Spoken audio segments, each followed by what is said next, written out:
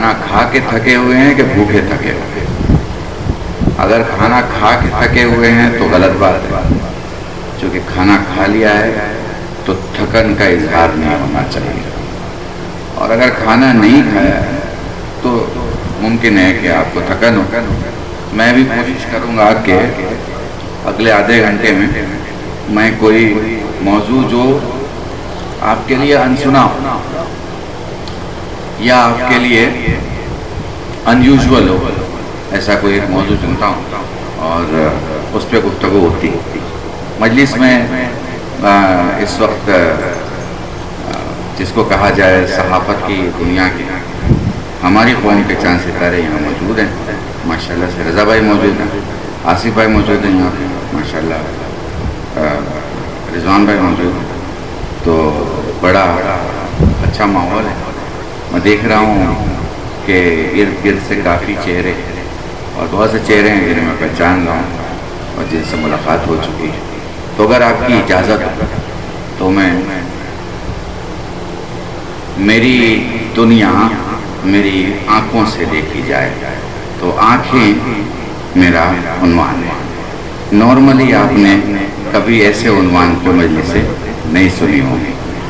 मैं कोशिश करता हूँ ऐसे उन्वान पर गुफ्तगू करने की, ताकि मेरे जवानों को मैं कुछ पैगाम दे सकूँ, समझा सकूँ। मेरे अल्लाहुम्मा सल्ली अला मुहम्मद।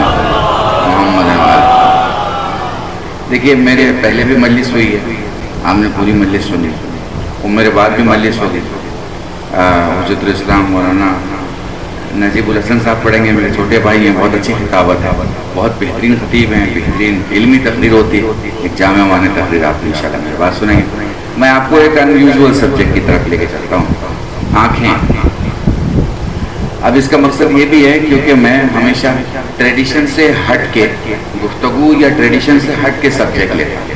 ट्रेडिशन में हमारे यहाँ ये है कि मौलवी एक आयत पढ़ता है, उस आयत का तर्जुमा और तफसीर किताबों में जो उसके सिलसिले में वाक़यात या नुकात हैं, या वो अपने पढ़ लेगा या किसी का सुन के पढ़ लेगा, यही सिस्टम चलता है। और उसके बाद जब मैटर उसका ख़त्म होता है तो मसाइल पे आ जाता है। ठीक है, मैं इसे चेंज करने की कोशिश कर रहा हूँ। गुफ्तगू आँखों पे होगी, थोड़ा सा आपको मेरे साथ चलना होगा। ठीक है,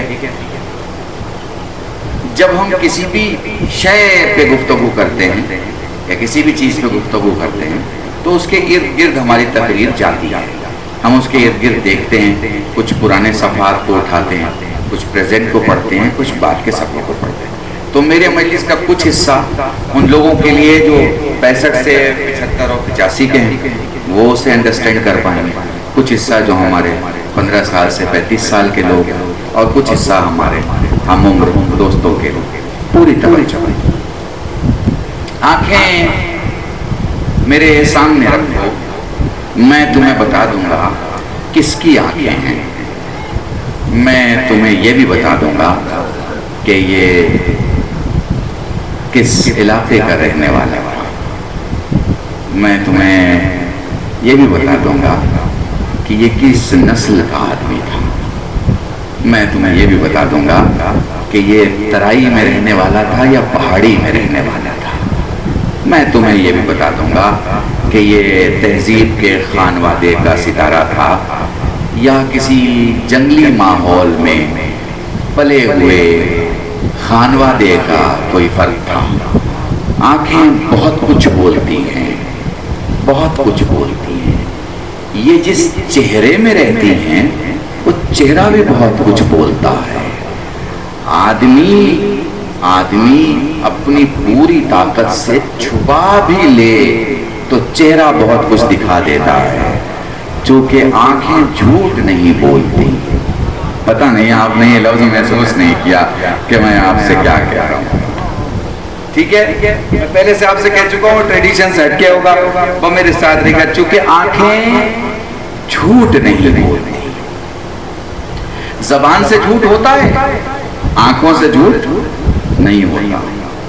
आंखों को खुदा ने बेपनाह ताकत दी, बेपनाह। अच्छा देखिए, अब ये आंखें हैं, इसमें जो मैं पूरब का जुमला इस्तेमाल करूं, इसमें जो ये सफेद चर्बी का ढेला है वो नहीं देखता। इसमें जो ब्लैक बॉल है वो नहीं देखता, इसमें एक पुतली है, उस पुतली में एक नुक्ता है, उस नुक्ते में नूर है।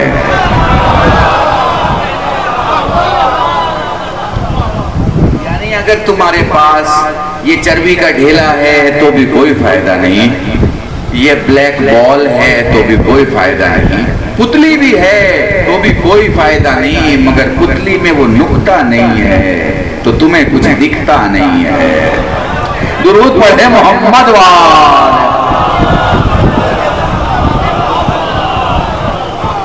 ठीक है, आप सब साहिब कलम है इसलिए आप महसूस कर पाएंगे मैं कहाँ के जुमले कहाँ लेके जाने की कोशिश करूंगा, पूरी तवज्जो।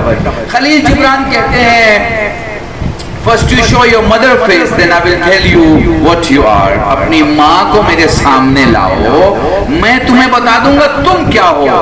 खलील साहब, माँ के चेहरे की जरूरत नहीं है, फर्श आज़ा ने हमें इतना होशियार बना दिया है कि कोई अपनी माँ का नाम बताए तो हम बता देंगे कहाँ से आ रहा है।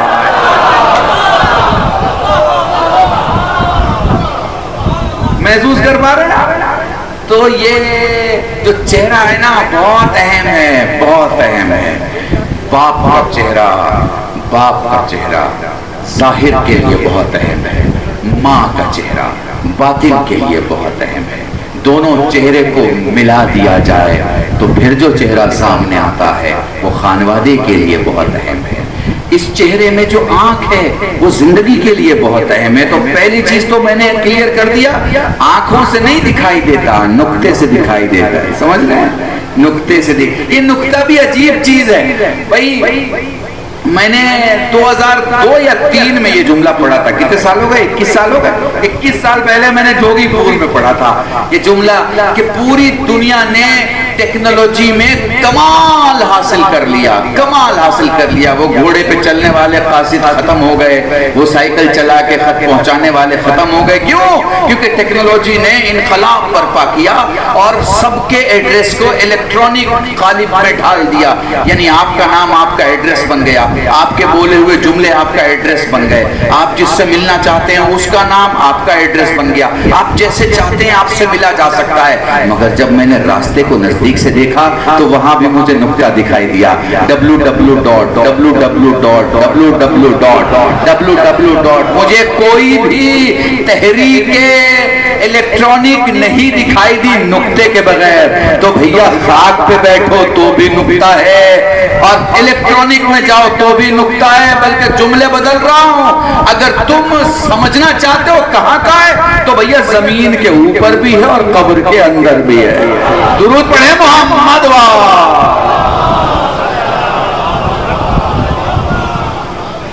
तो आंखें आप जरा मेरे साथ रहिएगा, ठीक है? ये आंखें मेरे सामने रही जाए मैं बता दूंगा। अब जरा सा मेरे साथ रहिएगा। आदमी की सांसें थम गई, घर वाले परेशान है, क्या हो गया? चलो भैया इनको उठाओ अस्पताल लेके जाओ। हॉस्पिटल लेके जाया गया, डॉक्टर से कहा गया लगता है मर गया है, सांसें नहीं चल रही। डॉक्टर ने क्या किया? कोई मशीन लगाई क्या? नहीं नहीं नहीं नहीं, उसने आंखों को खोला और उसने टॉर्च की रोशनी आंखों में डाली। पुतली ने बराअत करके, पता नहीं महसूस कर पा रहे हो क्या? मुझे नहीं मालूम, दोबारा सुना मेरी तकरीर और सोचना कल गुरु शायद क्या पढ़ के गए। जैसे ही आपने टॉर्च मारा उस रोशनी से पुतली ने बराअत करके हिल के दिखाया कि हम जिंदा हैं। ये हरकत बताती है कि तुम जिंदा हो। ये मजलिसों में नारे तुम्हारी हरकत हैं, ये जोर से दुरूद तुम्हारा हरकत है, ये तुम्हारे मातम तुम्हारा हरकत है, ये रोड पे ताजिया लेके निकलना तुम्हारी हरकत है। हरकत बताती है तुम जिंदा हो। मरे हुए लोगों की आबादी तो बहुत होती है। तुम्हें देखना है किसी शहर में कितने शिया हैं, जुलूस देख लो। मकानों में बैठ के खाने वाले शियों को गिनता कौन है जो हुसैन के ताजिए के साथ नहीं, हम उसके साथ नहीं। दुरूद पढ़े मोहम्मद वाला।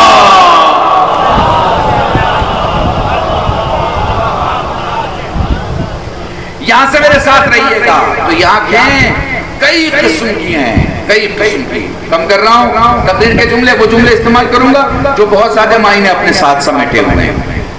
कई किस्म की हैं। कुछ आंखें 10 किलोमीटर देखती हैं। कितना? 12 किलोमीटर। भाई मैं जिंदा मिसाल देता हूं, एक जहाज 30,000 फीट की ऊंचाई पे चलता है, 9 साढ़े 9 किलोमीटर, 10 किलोमीटर। आप अपने गांव में यही जरगावा के आजू बाजू में चारपाई पे लेटे हैं, रात को आसमान देख रहे हैं, आपको क्या दिखाई देता है? जहाज दिखता है कि नहीं दिखता है? दिखता है ना, जहाज भी दिखता है, जहाज के ऊपर का आसमान भी दिखता है, ठीक है ना। इसका मतलब 9-10 किलोमीटर, 12-13 किलोमीटर आप देख पा रहे हैं। तो ये आंखें आम आदमी की हों तो 12-13 किलोमीटर देखती हैं, ये आम आदमी की आंखें। अब ये आदमी खास बनता है तो फिर ये 200-300 साल देखती हैं। फिर ये आंखें 12-13 किलोमीटर नहीं देखती, ये 200-300 साल देखती हैं। ये खास लोगों की आंखें हैं, खास की आंखें हैं। ये 2-5 साल नहीं देखती, 200-300 साल देखती हैं। अलीगढ़ मुस्लिम यूनिवर्सिटी को बने हुए कितने साल हो गए? 210 साल के अंदर का इलाका है, ठीक है ना। जिसने जब बनाया था उसकी आंखें 500 साल देख रही थी। जब वो छोटी सी ईंट डाल रहा था ना, जब उस पर इल्ज़ाम लगाया जा रहा था, जब मौलवी उसकी मुखालिफत कर रहे थे, जब अंग्रेजी जानना हराम करार दिया जा रहा था, जब वो सौबतों और मुसीबतों में आंधियों के सामने इल्म का चिराग जलाने के लिए निकला था ना, फख्र करो कि वो भी सैयद था। सादात ने हिंदुस्तान में जो चिराग जलाए हैं, हुकूमतें भी उस चिराग को बुझा नहीं पाई हैं। पता नहीं मैं क्या कह रहा हूँ तुम्हारा, इल्म के चिराग।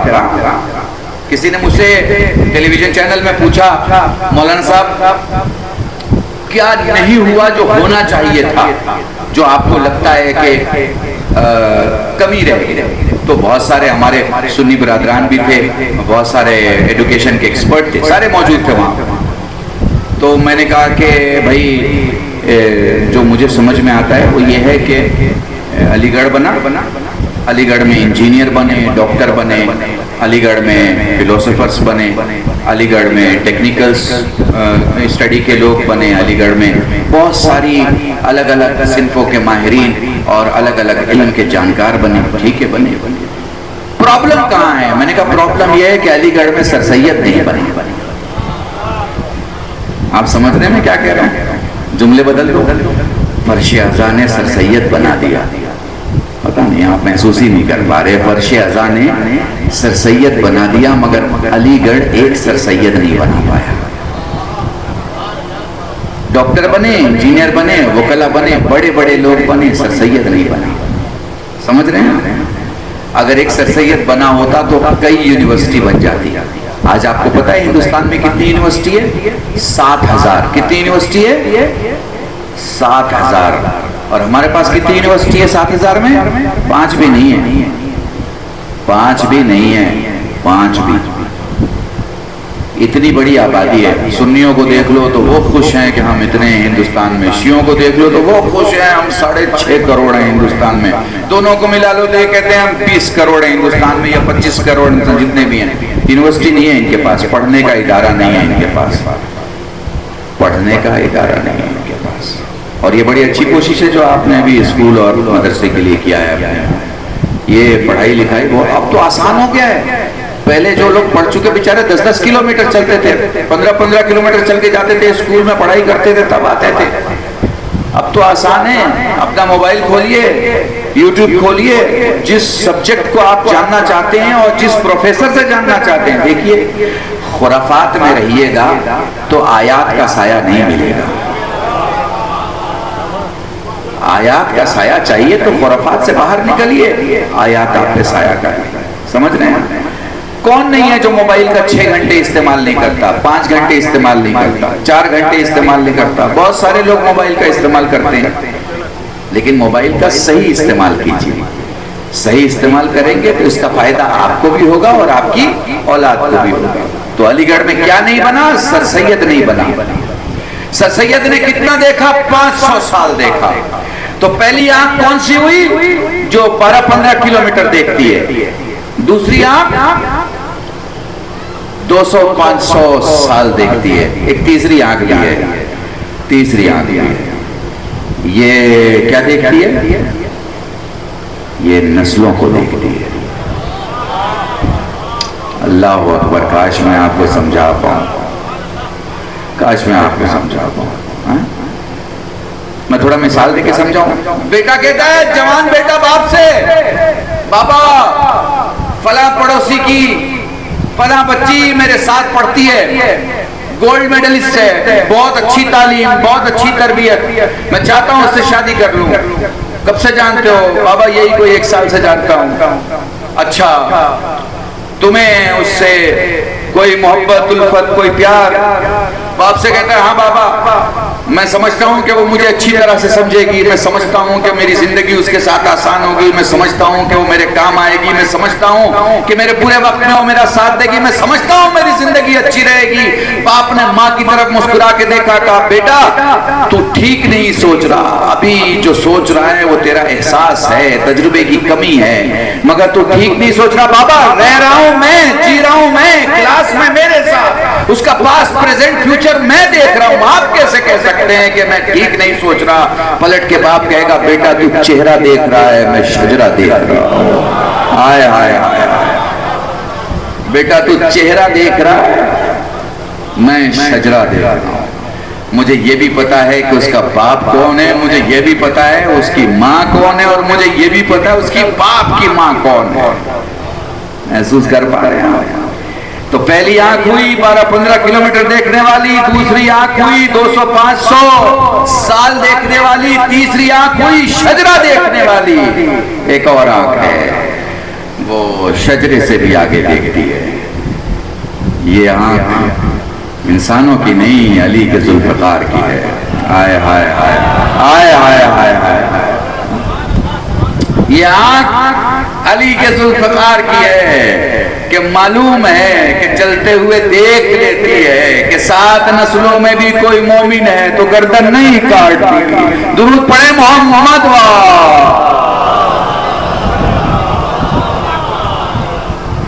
ठीक है, ये आंख है, ये आंखों का सफर है।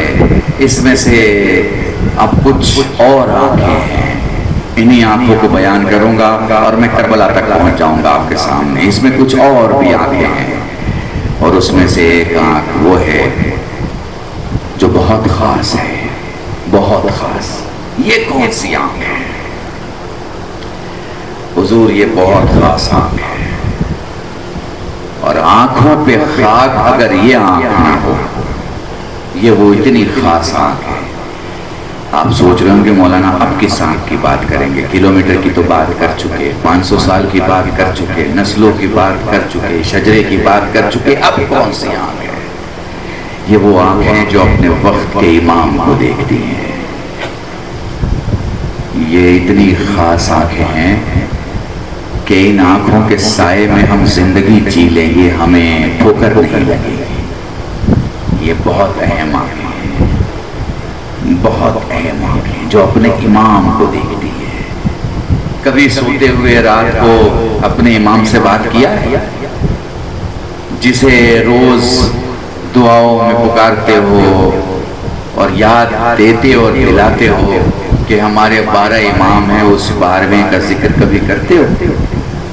कभी तकलीफ में जब पुलिस का मामला होता है किसी इंस्पेक्टर को याद करते हो, जब कोर्ट का मामला होता है किसी वकील को याद करते हो, जब मदद की बात होती है किसी पैसे वाले को याद करते हो, जब दुनिया की प्रॉब्लम होती है किसी रिसोर्सफुल आदमी को याद करते हो। क्या तुमने अपनी तकलीफों में रात को सोने के पहले अपने बिस्तर पे जाते हुए अपने मौला से सरगोशियां की हैं? कहा है मौला ये तन्हाई में क्यों छोड़ रखा है मेरे मौला? हमें आपसे प्यार करना नहीं आता, आपको तो हमसे मोहब्बत है मौला। हमारी हैसियत और औकात नहीं है कि खुद को मुसीबत से निकाल सकें, और दिल नहीं मानता कि तेरे होते हुए गैरों के सामने मदद के लिए हाथ फैलाएं। कुछ तो कभी सरगोशियां कर लिया करो। मेरे जवानों में तुम्हें यकीन दिलाता हूं, तुमने अगर 10 दिन मौला से सरगोशी की तो 10 दिन के बाद से तुम्हारे ईमान की भी हालत बदल जाएगी और आंखों की भी हालत बदल जाएगी, आंखों की भी हालत। तो ये कौन सी आंख है जो इमाम को देखती है? बहुत खास, बहुत। और बस आखिरी 2-3 बात और रब इससे भी बड़ी आंख है, इससे भी बड़ी आंख। ये कौन सी आंख है? ये वो आंख है जिसकी तरफ अली इब्न अबी तालिब ने इशारा किया जब किसी ने कहा कि मौला आपने खुदा को देखा है, मौला आपने खुदा को देखा है? कहा तो सोच भी कैसे सकता है कि अली उसकी इबादत करेगा जिसे देखा ना हो। ये वो आंख है जो खुदा को देखती है, और जो आंख खुदा को देख ले वो जब इंसानों के सामने आती है तो कुछ यूं बदली होती है कि आंखें नुल्लाह कहा जा, आंखें नुल्लाह कही जाती है, चेहरा वजहुल्लाह कहा जाता है, वजूद वलीउल्लाह का हो जाता है। दुरूद पढ़े मोहम्मद वा।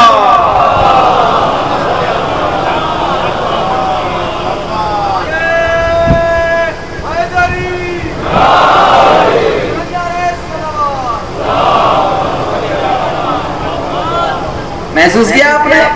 ये आंखें, ये आंखें अगर आप में दूर तक देखने की ताकत है, दूर तक समझने की ताकत है, अपने इर्द गिर्द होने वाली घटनाओं पे नजर रखने की ताकत है, ये आंखें हैं हुजूर आपको एकदम अकेला भी कर देती हैं और आपको एक्सेप्शन भी बना देती हैं।